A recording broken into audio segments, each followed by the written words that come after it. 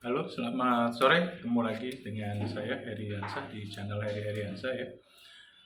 Kita kemarin beberapa hari yang lalu ya bisa sama-sama mendengar gitu ya, entah salah ngomong, slip of tongue atau apa gitu ya. Ada seorang pengurus BEM SI yang bilang katanya di era Orde Baru ada kesejahteraan dan ada kebebasan gitu ya. Kalau masalah kesejahteraan ini sih sebenarnya masih bisa diperdebatkan ya, karena ada beberapa indikator yang harus kita bahas gitu secara mendetail. Tapi kalau kebebasan secara politik gitu ya, sebagai orang yang hidup di era Orde Baru, saya merasa ini kok ada hal yang janggal ya, walaupun dia sudah melakukan klarifikasi, tapi menurut saya ada beberapa hal yang perlu diluruskan lah mengenai Orde Baru. Saya paham mungkin adik-adik ini tidak jelas ya, jelas tidak mengalami sendiri era Orde Baru itu seperti apa. Kemudian juga mungkin membaca dari literatur-literatur yang ya mungkin sudah disusupi atau sudah sudah ada pesanan-pesanan dari pihak tertentu gitu ya. Tapi kalau misalnya mau dibilang bahwa era Orde Baru itu ada kebebasan, waduh, kok saya sebagai orang yang pernah hidup di era Orde Baru dan juga terlibat dalam reformasi tahun 98 itu merasa itu adalah satu hal yang lucu gitu, satu hal yang aneh gitu kalau dibilang era Orde Baru itu ada kebebasan ya, lucu gitu ya. Kenapa saya bilang era Orde Baru ini lucu kalau dibilang era Orde Baru itu kebebasannya ada gitu ya. Ya, era Orde Baru itu betul-betul sebuah era di mana pemimpin atau presiden dalam hal ini berkuasa penuh terhadap kegiatan sosial, ekonomi, politik ya masyarakat yang ada pada waktu itu. Jadi kalau dari literatur yang saya baca mengenai indikator kebebasan politik ya, salah satu misalnya mengenai kebebasan pers. Di era Orde Baru itu tidak ada yang namanya kebebasan pers. Pers itu dikontrol penuh oleh pemerintah pusat. Berita-beritanya pun harus sesuai dengan pesanan dari pemerintah pusat, tidak seperti sekarang, apalagi dulu belum era media sosial segala macam ya, boleh bebas memberitakan apa saja. Kalau zaman dulu itu tidak ada.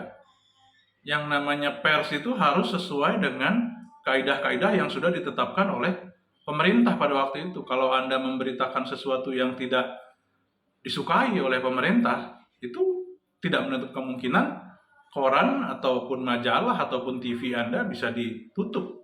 TV sih waktu itu belum ada ya, baru ada cuma ada TVRI dan jelas itu TV pemerintah pada waktu itu. Ambil contoh saja kasus majalah Tempo misalnya. Memberitakan sesuatu yang pemerintah tidak suka ya dicari cara supaya Tempo ini tutup kemudian. Itu salah satu contoh saja. Kemudian adanya partai politik yang bersaing secara bebas di pemilu. Era Orde Baru tidak ada partai politik yang bersaing bebas di dalam pemilu. Partai politiknya itu cuma tiga, P3, Golkar, dan PDI. Itu pun hasil pemilunya sudah tahu ya bahwa pasti Golkar yang memenangkan itu kalau era Orde Baru. Kalau ada orang yang coba-coba pilih partai lain, terutama pegawai negeri ya bisa dipastikan nasibnya tidak akan baik gitu ya kalau dia memilih selain Golkar. Jadi partai politik pada waktu itu tidak memiliki kebebasan ya, orang juga tidak memiliki kebebasan seperti sekarang untuk mendirikan suatu partai tertentu, tapi orang persempit pilihannya untuk hanya memilih 3 partai. Dan itu pun partai yang pasti menang sudah jelas, partai nomor 2. Bandingkan dengan sekarang gitu ya, kita nomor 2 itu partai apa aja mungkin nggak tahu. Kalau dulu tuh orang sudah pasti pilih nomor 2. Kemudian adanya adanya pergantian kepemimpinan secara berkala.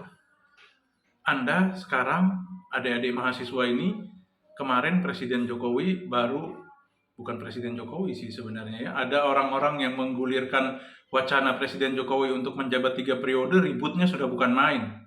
Anda tahu nggak Presiden di Orde Baru itu 7 periode dia menjabat tuh 7 periode, ya bisa dibayangkan tuh seperti apa orang yang menjabat 7 periode gitu. Apa itu yang dinamakan kebebasan politik gitu? Nggak ada. Sudah jelas ya, sudah pasti.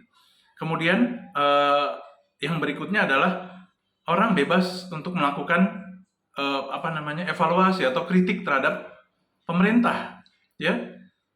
Di zaman Orde Baru, jangankan Anda seperti kemarin ya bicara dengan begitu berapi-api di depan televisi gitu ya, mengkritik sebuah pemerintahan yang menurut Anda jalannya tidak baik. Wah, kalau di era Orde Baru Anda berani seperti itu, saya jamin besok Anda sudah tidak ada lagi tuh. Di dunia ini, bukan di kampus. Karena yang manggil bukan polisi, tapi malaikat maut.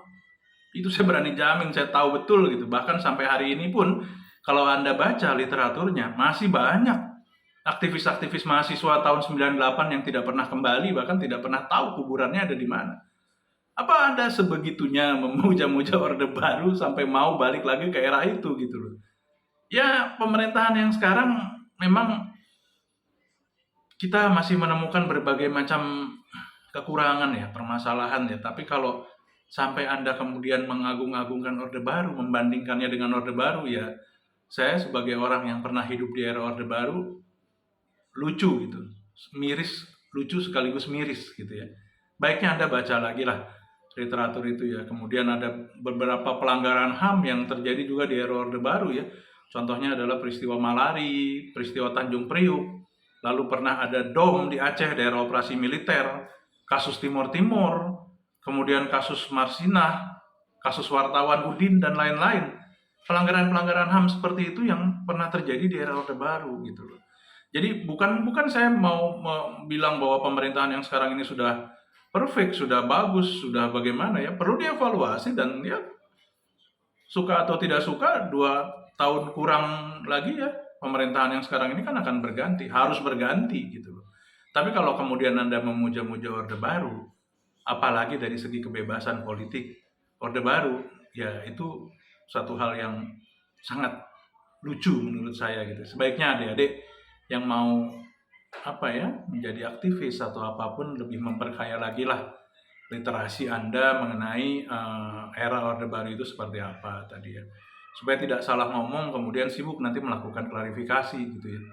Akhirnya kan ya Anda sendiri yang malu gitu kan. Kok sekelas BEM seluruh Indonesia bicaranya seperti itu. Oke, itu aja ya mungkin yang ingin saya sampaikan. Terima kasih sebelumnya. Assalamualaikum warahmatullahi wabarakatuh. Selamat sore.